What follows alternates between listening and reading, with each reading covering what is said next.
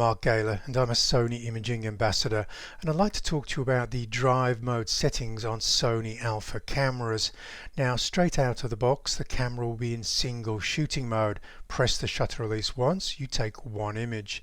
Now, you can access the drive mode settings by pressing the left side of the control wheel on the back of the camera on most Sony Alpha cameras.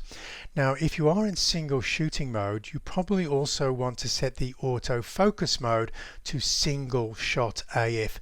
Note the word single appears in the drive mode and also in the autofocus mode. Now, by default, if you take the camera straight out of the box, you might be in an autofocus setting called AFA. Now, this is not something that I recommend. I prefer you to choose single shot AF or continuous AF. Now, if you are in single shot AF, when the camera locks on to the subject, you will see a little green dot appear on the lower left side of the Finder monitor view to say that the focus has found the subject and locked on successfully. You might also get an audio signal to say or confirm that focus has been acquired. Now, I actually put the audio signals or the option to switch on and off the audio signals in my FN menu. Now, if you go back into that drive mode settings and you just come down one row, you'll come into the continuous shooting mode. Now, if you press the right side of the control wheel, we can change whether we want to shoot in low speed, medium speed or high speed. There's also a setting called High Plus. Now, it's important to point out here, a lot of people will go straight to High Plus because you get the maximum frames per second. But for most sports action photography where you're having to pan and follow the subject, I do recommend High, not High Plus. You get slightly fewer frames per second, but the view you're seeing in the viewfinder or on the monitor is a live view, and this obviously makes panning with a subject that much easier. Now, if you're into the continuous shooting mode, you probably also want to switch the focus mode to continuous as well. So that word continuous will again appear twice. Continuous shooting for the drive mode and continuous AF for the focus mode. Now, when you're getting confirmation that the focus has acquired the subject, you're not going to get any audio signal because the focus is going to be constantly moving as your subject moves, changes distance to the camera, and the camera needs to be constantly moving that focus point. Now, on the latest Sony cameras, you have either lock-on AF or AF tracking. Now, when the subject is tracking with the latest cameras, the AF tracking options, you are going to get a tracking icon which you can see has been acquired on this kite surfer here. Now, if the subject hasn't been acquired, you're going to get these sort of green parentheses around the green dot, but not the actual green dot itself. That might mean the camera is struggling to lock onto the subject. Now, as I said, the high drive mode, not the high plus, is the ideal drive mode for when you're panning and following a subject. Obviously, I can only follow and track and pan this motorcycle traveling in excess of 200 kilometers an hour if I actually have a live view in my Finder. Now, again, here I am tracking at a sporting stadium, tracking this guy running with the ball. Obviously, high is going to be the correct choice for me to be able to track this. Yes, I will get a few less frames per second, but I'll probably get enough to be able to get the decisive moment in this action, as you can see from this particular shot here. Now, there are instances where you might want to actually use the High Plus for the maximum frames per second. And in this sequence, you can see I'm not panning the camera. The dog is actually running towards the camera. So it's less important that I actually get a live view in this instance. So I can move over to that High Plus setting. And here is an example of a dog running towards the camera. I don't need to be able to pan, so I don't need that live view as I do when I am panning the camera. So High Plus will give me the maximum frames per second. And what I'm looking for in this particular shot is when the dog is at the top of its stride with its ears aloft in the air. Now there is one camera that is a little bit different to all of the Sony Alpha cameras, and that's because the drive mode is not accessed from the control wheel on the back of the camera. We actually have a dedicated drive dial on the top of the camera of the A9 and A9 II cameras. Now you'll see the drive mode settings there in continuous shooting: high, medium and low. We don't actually have a high plus on the A9 cameras, and the reason for that is we are shooting fast action in continuous shooting mode with a fully electronic shutter, and we actually can achieve 20 frames per second with the A9 and A9 II cameras. There is no blackout between the frames, which is something that we experience with other cameras that don't have this stacked backlit illuminated sensor. So this camera was really built for AF tracking and for maximum frames per second.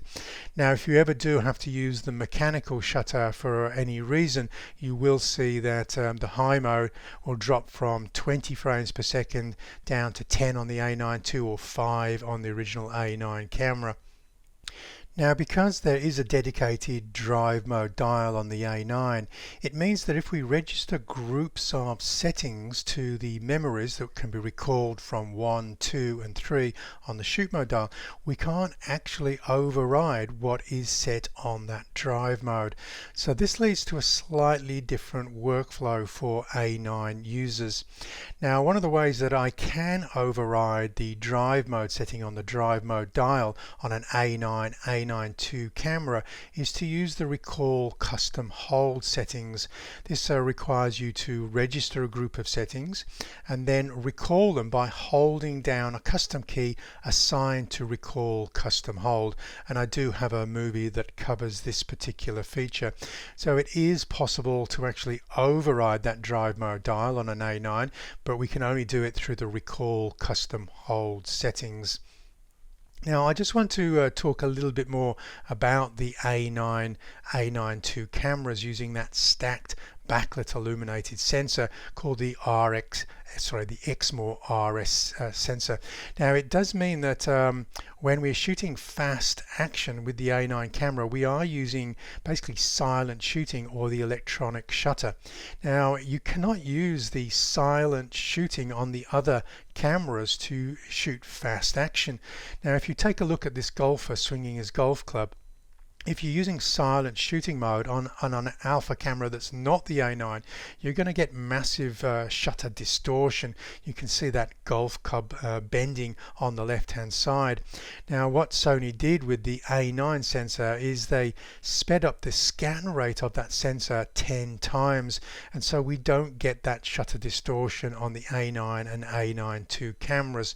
So that makes this quite a unique interchangeable lens camera in Sony's camera lineup there. Now if you want to experience that stacked backlit illuminated sensor with the 20 frames per second with blackout free panning, you can actually get a lower entry point than purchasing an A9 II camera, because that same sensor technology appears in the RX100, and the RX100/7 has that live view panning feature at the 20 frames per second. So if you are panning rapidly moving action, the RX100/7 is just as easy as the A9 and A9 II cameras to follow your rapidly moving subject. One of the things that the RX100/7 does actually have, it has a drive mode which doesn't even appear on the A9 and A9 II cameras, and that is single burst shooting mode. This allows you to grab just a short burst of images. As you can see here, these are the total number of images in that burst, and what it's done is it's captured these at 90 frames per second. You can actually slow that down a little bit if that duration of those shots is just a little too brief, so you can slow it down to 60 or 30, but just the regular high-speed mode on these RX100/7 cameras is that 20 frames per second. And there is one of the shots captured with that RX100/7, just to make sure that I get absolutely the decisive moment of this young boy in Vietnam doing a flying kick of that soccer ball. Now, I'm going to give you some continuous drive mode tips here. Some reviewers struggle to get the actual quoted frames per second that Sony say that their cameras are capable of. And some people have even said that Sony are lying to you because you can't actually achieve that number of frames per second. And the answer is that they're actually incorrect, because you can get the quoted frames per second.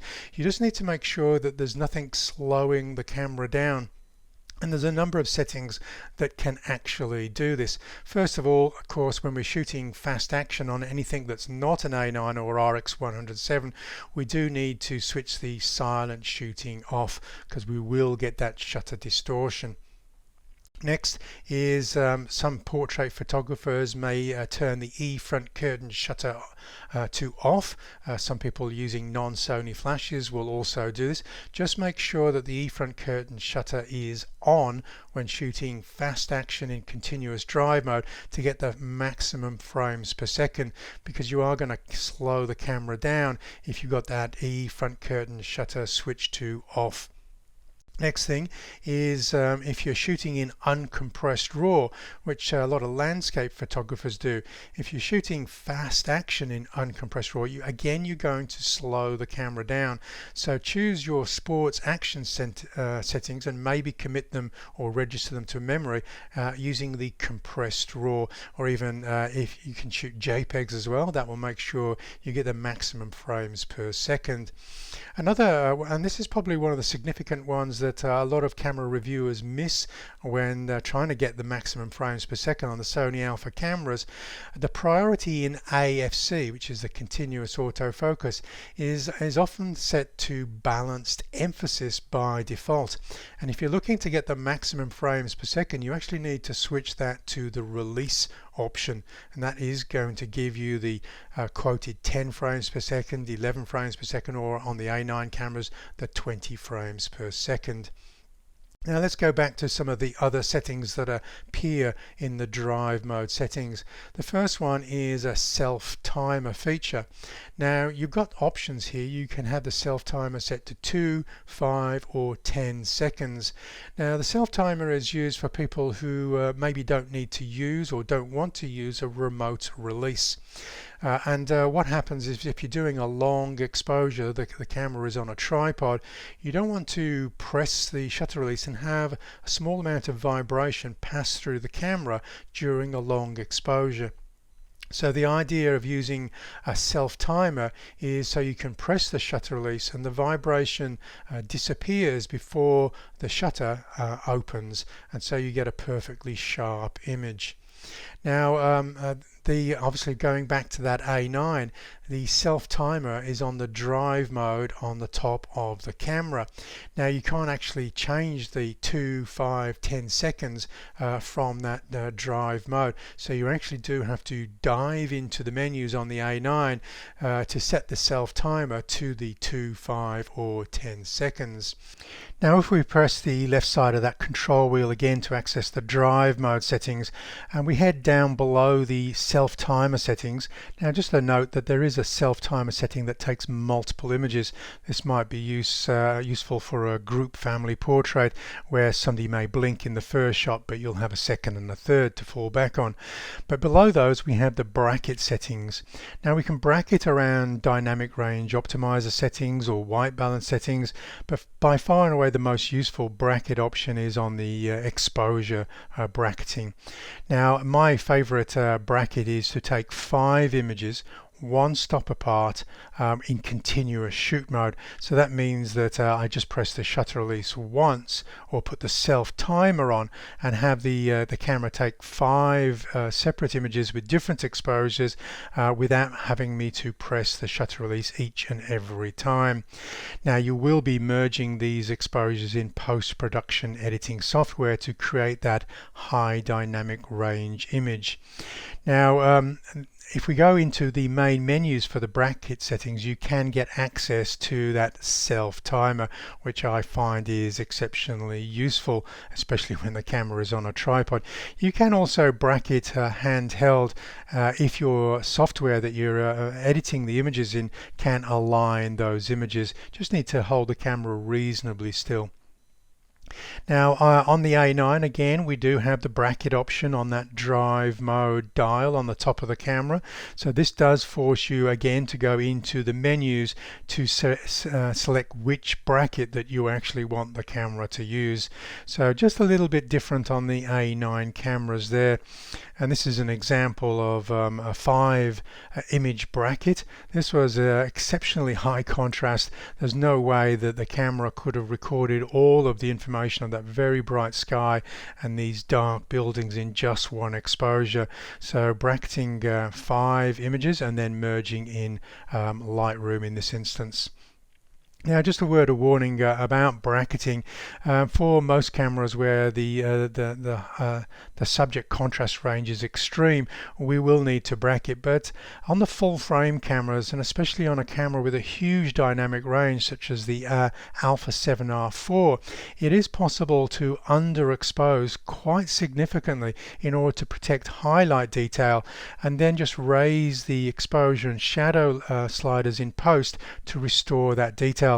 Now, it's not something that I recommend on maybe the crop sensor, the APS-C cameras, but certainly on the full frame cameras, and especially the Alpha 7R4, we do have a sensor with absolutely huge dynamic range, and so it is sort of making bracketing semi-obsolete on this full frame camera.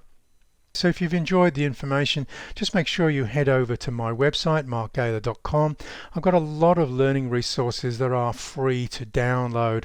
And if you do download something and it proves useful, just make a small donation. It's basically free to download, and then donate what you think it was worth.